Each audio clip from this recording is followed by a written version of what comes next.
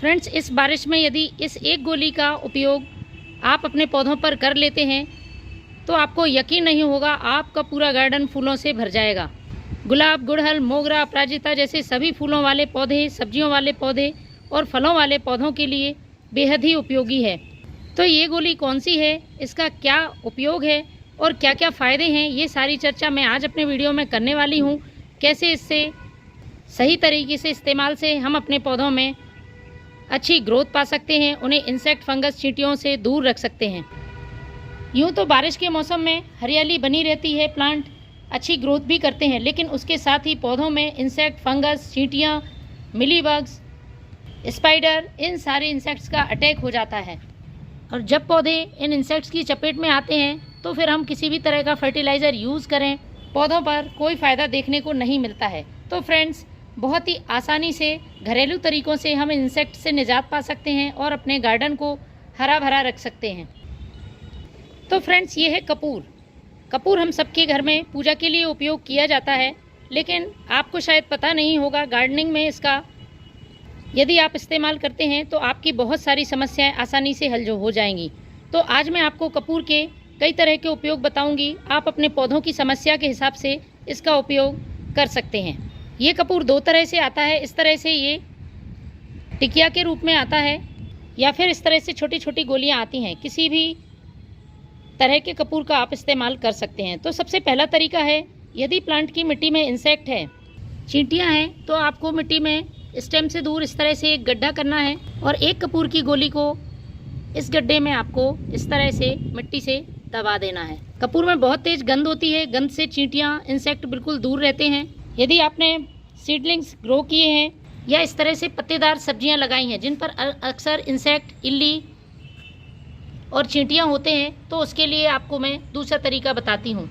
आपको एक टुकड़ा कपूर का लेना है और इसे अच्छी तरह से पीसकर पाउडर बना लेना है, और इस पाउडर को आपको अपने सभी प्लांट्स की पत्तियों पर इस तरह से छिड़क देना है। बस बारिश ना हो रही हो, इस बात का ध्यान रखें।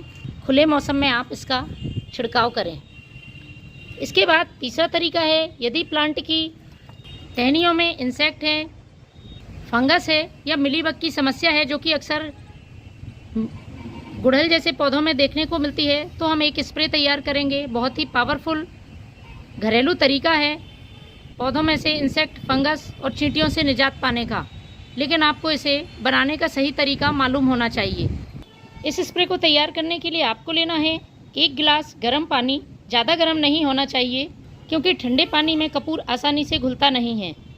उसके बाद इसमें एक छोटी सी गोली आपको इस तरह से डाल देनी है। आप पीसकर भी डाल सकते हैं, और ढककर आपको तब तक रख देना है जब तक कि ये अच्छी तरह से घुल ना जाए। इसके बाद हम इसमें एक और चीज़ ऐड करेंगे। जब पानी में कपूर अच्छी तरह से घुल जाए, तब आपको लेना है वाटर सॉल्युबल नीम ऑयल, और इसकी 2 से 3 बूंदें इसमें मिला देनी है। इससे इसकी पावर और भी ज़्यादा बढ़ जाएगी। अच्छी तरह से इसे मिक्स कर लें, और उसके बाद आपको भर लेना है इसे स्प्रे बॉटल में, और अपने सभी प्लांट्स पर आपको अच्छी तरह से स्प्रे कर देना है। स्प्रे भी आपको तभी करना है जब बारिश ना हो रही हो, वरना बारिश के पानी में पूरा स्प्रे निकल जाएगा और पौधों पर इसका कोई फ़ायदा नहीं होगा। अब फ्रेंड्स, आपने देखा होगा कभी कभी पौधे की टहनियों में चींटियाँ चलती हैं और इधर से बहुत ज़्यादा इंसेक्ट फैलाने का काम करती हैं। तो चींटियों को रोकना बहुत ज़रूरी है। तो इसके लिए मैं आपको बहुत ही अच्छा तरीका बता रही हूँ। सिर्फ चींटियाँ ही नहीं, यदि बर्ड्स आपके फ्रूटिंग प्लांट्स के फ्रूट ख़राब कर देते हैं या गिलहरियाँ परेशान कर रही हैं, तो इन सब का बहुत ही अच्छा तरीका मैं आपको बता रही हूँ इनको दूर रखने का। आपको एक पतला सूती कपड़ा लेना है और उसमें 1 से 2 गोली कपूर की रखकर इसकी एक पोटली तैयार करनी है। इस तरह से ये पोटली बनकर तैयार होगी।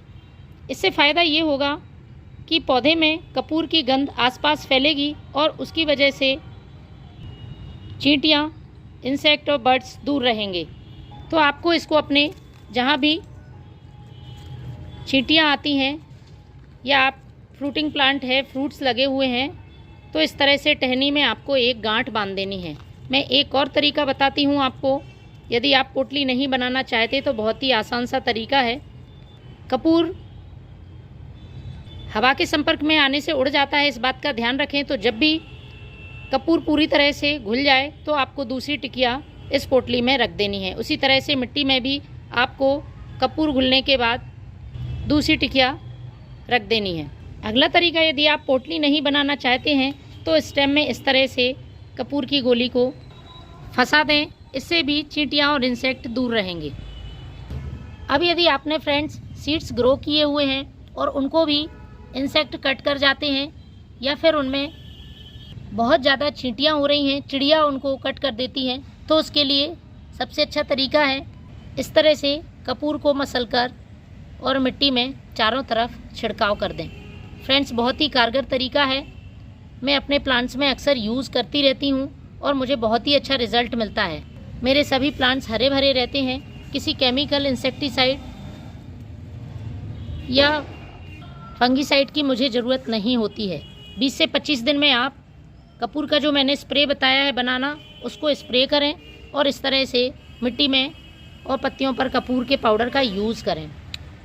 अब बात करते हैं, बहुत से कमेंट्स आते हैं कि उनके प्लांट्स में स्पाइडर, मकड़ी के जाले बहुत ज़्यादा हो जाते हैं, उनको बार बार वो हटाते हैं, उसके बाद भी मकड़ियाँ हटती नहीं हैं। तो इसका सबसे अच्छा तरीका है फ्रेंड्स, जब हवा ना चल रही हो, आप एक मिट्टी के दीपक में कपूर की टिक्की लें और उसको जला लें। और जलाने के बाद कपूर का धुआं आपको अपने सारे पौधों के नीचे करना है और इसकी वजह से उस धुएं से मकड़ी तो दूर होगी ही, साथ में हवा में और भी कुछ इंसेक्ट, खराब कीड़े हैं तो वह भी दूर रहेंगे, साथ ही वातावरण भी शुद्ध होगा।